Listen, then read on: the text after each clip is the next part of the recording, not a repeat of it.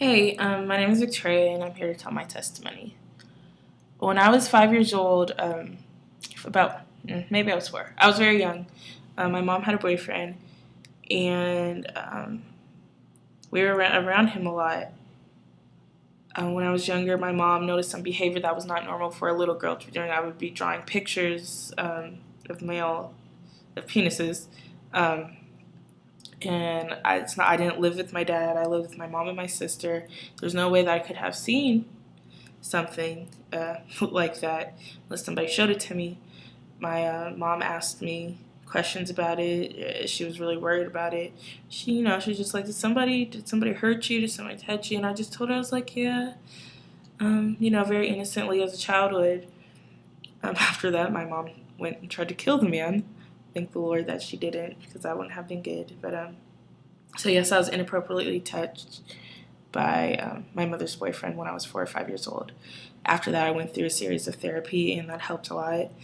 I just thank God that I was able to go to therapy so it wouldn't have so much of an impact on my life later.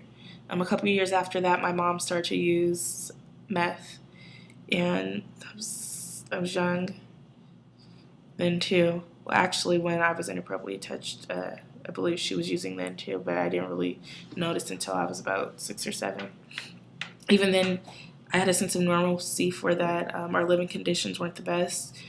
Uh, uh, moving, moved to not a so great neighborhood in Richmond and lived in the back of somebody else's house. Uh, for me, like I said, it was normal for different people coming in and out. While my mom, however, she did protect us, um, but it was just different from everybody else. I went to a private school, so I knew, I was just treated differently because of that. Uh, Eventually, my father found out. We lived in Northern California, Bay Area, and my dad lived in Southern California.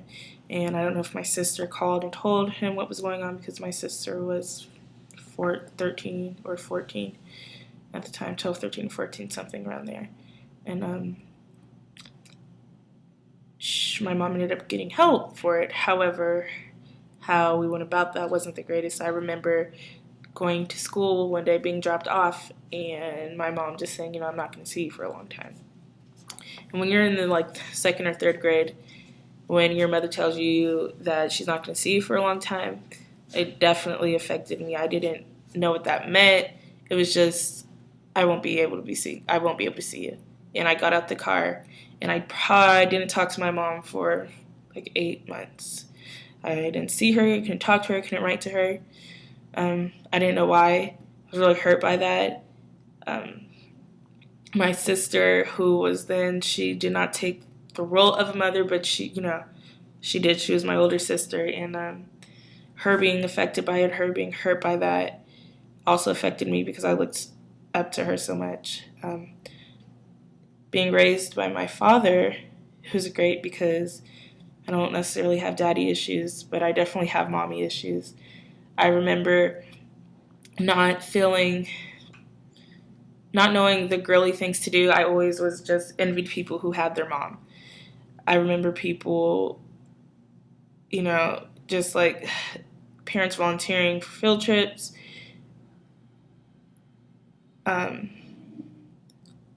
don't know. I just remember just feeling left out a lot about that because I didn't have my mother there for me. I also remember being very ashamed of it. Nobody knew. Nobody knew that my mom was on drugs. I just kept to myself. My sister didn't tell anybody. We went to the same school. It was just a very an unknown thing.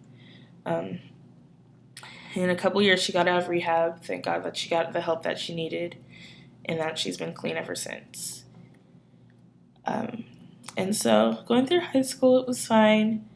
And I had a close friend, and she was pastor's daughter, and we became very, very close. And in the 11th grade, she asked me to go to a Christian conference with her, and I told her I would. It was for all girls. And growing up, I went to church, and I didn't go to church at the same time. I went to church probably about once a month. I went to vacation Bible school. I was in Easter plays. So I was in and out of church. I knew who God was, and I knew that I believed in him because I was supposed to believe in him.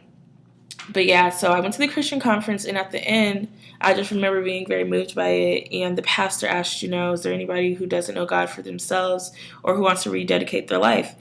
And I remember raising my hand and saying the prayer. And for about like a year, I was great. I was fine. I was like, yes, I'm on fire for God. And then a boy started liking me. And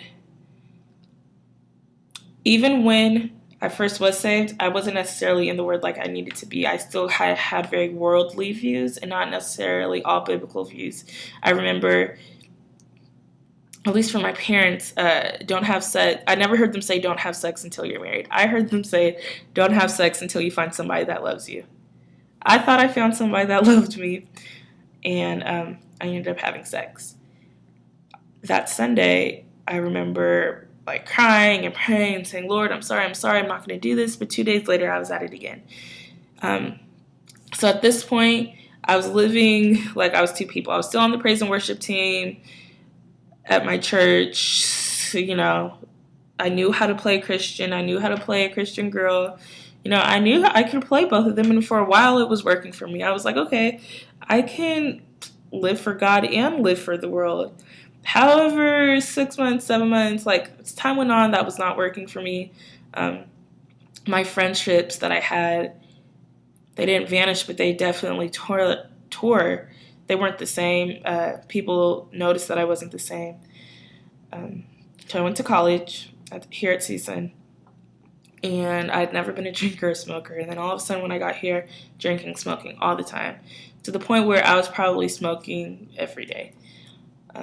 I went to a Bible study once, and I was convicted by it, and I was like, Lord, I can't talk to you right now. I just can't. So basically, I was being a slave to sin. I would say that I was going to stop having sex, however, that didn't happen. And one day, I was just tired of it. I knew that I could not keep being a slave for sin and live for God. I was tired of being hurt. I was tired of things not going my way. So my second year, I decided to rededicate myself to God. I wanted to change, and I definitely, since coming to Hope Fellowship, there's definitely been a change in me, and I'm actually seeking God for myself. So I hope my testimony helped somebody. Just because you're saved doesn't mean that things get easier. They're going to get harder. You're still going to be tested. You're still going to be tempted. But I just be encouraged to know that God is real and God is love, that for whatever you're going through, He forgives you and He loves you, and He's just waiting for you to come home. Before, I was confused. Now, I'm hope.